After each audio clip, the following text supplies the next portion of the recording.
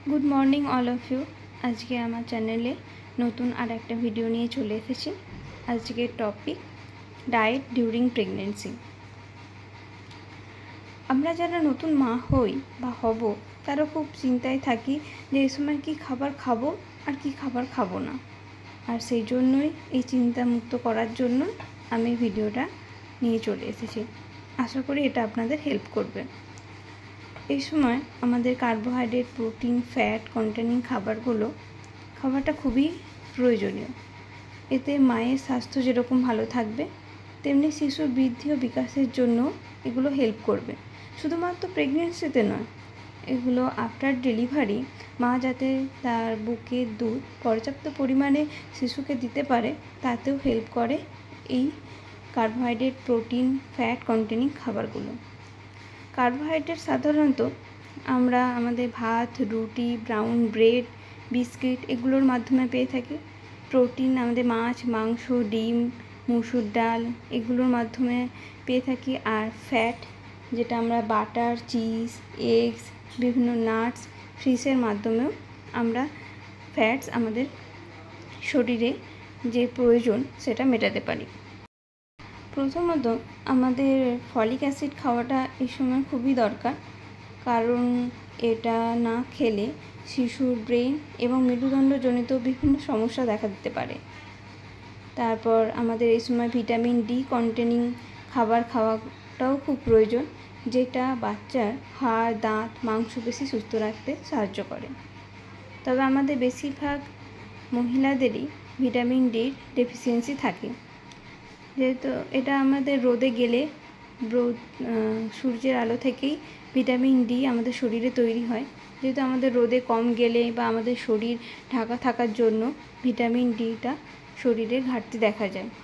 তাই চিকিৎসকের পরামর্শ মতো আমাদের এই ফলিক অ্যাসিড ট্যাবলেট বা ভিটামিন ডি ট্যাবলেট নেওয়াটা প্রয়োজন। তারপর মা সকাল 6:30টার সময় যখন ঘুম থেকে উঠবে তখন অনেকটা সময় ঘুমিয়ে থাকার জন্য শরীরে জলের ঘাটতি থাকে, সেজন্য 1 গ্লাস জল খালি পেটে খেয়ে নিলে অনেকটা জলের যে চাহিদা সেটা পূরণ হয়। তারপর 7টার সময় করে 1 গ্লাস জল আর 2টো শুকনো বিস্কুট খেলে এই সময় যাদের বমি বমি ভাব থাকে সেটা অনেকটা কমে যায়। আর 8টা বেজে গেলেই আমাদের ব্রেকফাস্টটা কমপ্লিট করে নিতে হবে। ব্রেকফাস্টে রুটি তরকারি সেটা যে কোনো ধরনের সবজি হতে পারে, অথবা মুড়ি তার সঙ্গে সবজি দিয়ে খাওয়া যেতে পারে। আবার কেউ কেউ ইচ্ছা করলে বিভিন্ন সবজি দিয়ে ঝাল সুজি বানিয়ে বা ডালিয়া বানিয়ে খেতে পারে, অথবা চিড়ে বাতাসাও খাওয়া যেতে পারে। এগুলোর মধ্যে যে কোনো একটা দিয়ে ব্রেকফাস্ট কমপ্লিট করে নিতে হবে 8টার মধ্যে, আর সঙ্গে একটা ডিম সেদ্ধ। আর এই সময় প্রয়োজন মতো জলও খেতে হবে। আবার 10টা বেজে গেলে 1 গ্লাস দুধ আর সঙ্গে 2টো বিস্কুট খাওয়া যেতে পারে। আর এই সময় যদি কেউ কাজু কিশমিশ আমন্ড আখরোট এগুলো শুধু খেতে না পারে তাহলে মিল্কের সঙ্গে মিশিয়ে মিক্সচার মেশিনে মিশিয়ে একটা মিল্ক শেক বানিয়েও খেতে পারে। তারপর দুপুরবেলা লাঞ্চটা আমাদের কমপ্লিট করে নিতে হবে।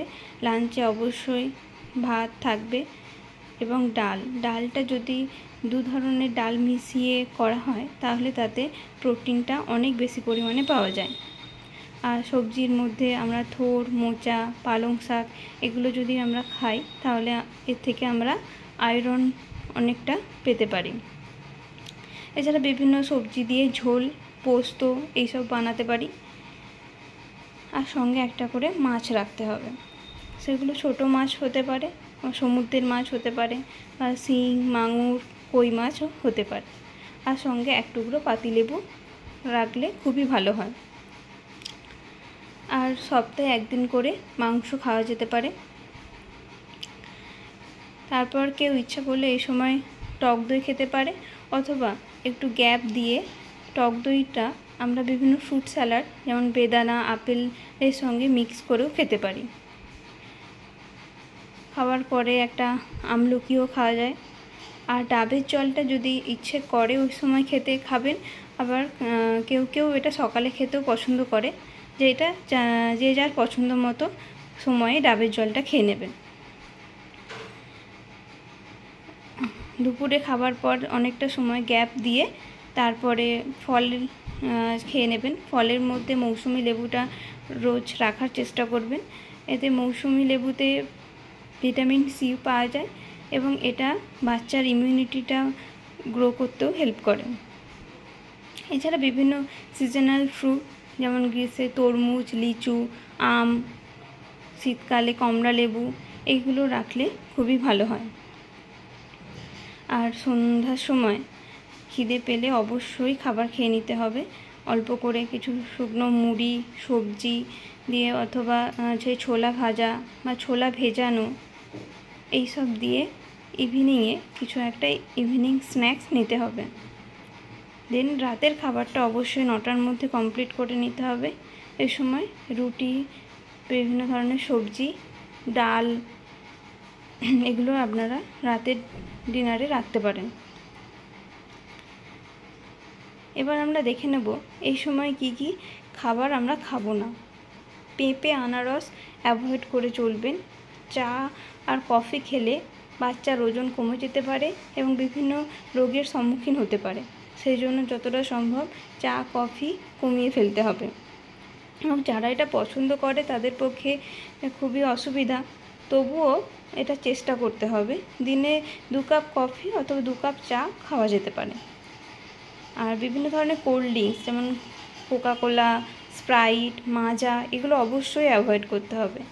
আর অ্যাভয়েড করতে হবে বিভিন্ন ধরনের জাঙ্ক ফুডগুলো, যেমন চাউমিন, এগরোল, পকোড়া, বিরিয়ানি, বিভিন্ন ধরনের মশলাদার বাইরের খাবারগুলো। তবে ইচ্ছে হলে এগুলো মাঝে সাঝে বাড়িতে বানিয়ে খেতে পারেন, কিন্তু কখনোই বাইরের দোকানের খাবার এগুলো খাবেন না। এছাড়া জ্যাম, বিভিন্ন প্রসেসড ফুডও এগুলো অ্যাভয়েড করতে হবে। এই ধরনের খাবারগুলো অ্যাভয়েড করলে আপনি একটা সুস্থ, সুন্দর, স্বাভাবিক শিশু জন্ম দিতে পারবেন। আশা করি এই ভিডিওটা আপনাদের অনেকটাই হেল্প করবে। যদি ভালো লাগে ভিডিওটা, তাহলে একটা লাইক, কমেন্ট এবং সাবস্ক্রাইব করে দেবেন। ওকে, থ্যাংক ইউ।